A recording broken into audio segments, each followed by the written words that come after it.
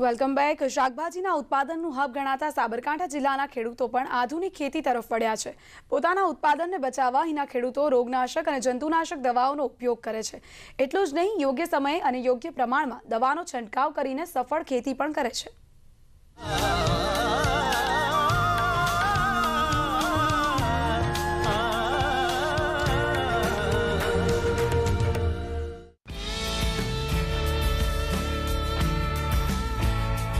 સાબરકાંઠા જિલ્લામાં ખેતી કરતા ખેડૂતો પોતાના પાકને રક્ષણ મળી રહે તે માટે વિવિધ પ્રકારના પ્રયોગ કરતા હોય છે। જિલ્લામાં મુખ્યત્વે મગફળી, કપાસ, ડાંગર, ઘઉં, કઠોળ અને શાકભાજીના પાકનું વાવેતર થાય છે। ત્યારે મહા મહેનતે વાવેલા પાકનું રક્ષણ કરવું પણ એટલું જ જરૂરી છે। વાવેલા પાકમાં ઈયળ, ઉધઈ અને રોગનો ઉપદ્રવ બહુ રહેતો, પરંતુ હવે ખેડૂતો થયા છે જાગૃત। મહામૂલા પાકને બચાવવા તેઓ આધુનિક ખેતી કરતા થયા છે। રોગનાશક અને જંતુનાશક દવાનો છંટકાવ કરીને હિંમતનગર પંથકના ખેડૂતો પોતાના પાકને બચાવે છે।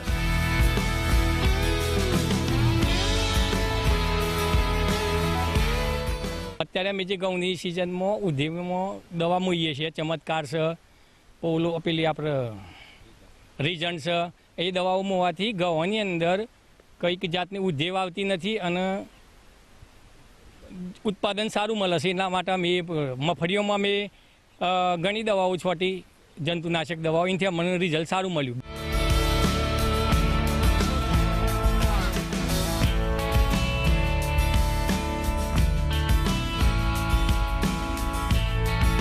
શિયાળુ સિઝન પૂરજોશમાં છે, ઠંડીનું પ્રમાણ પણ વધી રહ્યું છે। ત્યારે રવિ પાકમાં રોગ આવે અને જંતુ પડતા સામાન્ય વાત છે।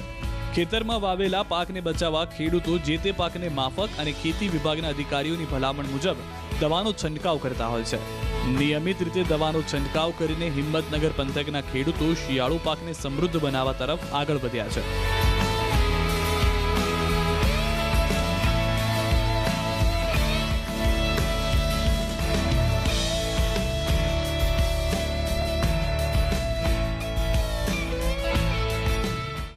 જે પાકમાં અને જે રોગ માટે જે દવાઓની ભલામણ કરેલી હોય એ જંતુનાશક દવાનો ઉપયોગ કરવો। 2 થી વધારે જંતુનાશક દવા જો ભલામણ કરેલી ન હોય તો મિક્સ ના કરવી, કારણ કે 2 કરતાં વધારે દવાઓ ભેગી કરશું તો વધારે અસર થવાને બદલે ઘણી વખત એની નેગેટિવ ઇફેક્ટ, એની અસર નાબૂદ થાય, અથવા તો વધારે ઝેરકારક, વધારે પડતી અસર કરવાને કારણે પાકને પણ નુકસાન કરે। ભલામણથી વધારે 1 કરતાં વધારે દવાઓ તો વધારે ડોઝ વાપરવામાં આવે છે।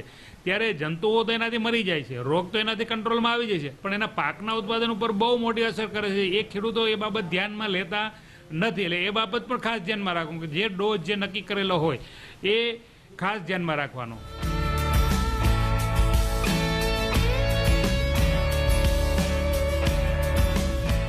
ખેતીમાં ખેડૂતના 4 દુશ્મન હોય છે: રોગ, જીવાત, ઉંદર અને નીંદણ। જેમાંથી રોગ અને જીવાતને ભગાડવા દવાનો છંટકાવ એકમાત્ર ઉપાય છે। વાવેલા પાકમાં કેટલા પ્રમાણમાં અને ક્યારે દવાનો છંટકાવ કરવો એ બહુ અગત્યનું છે।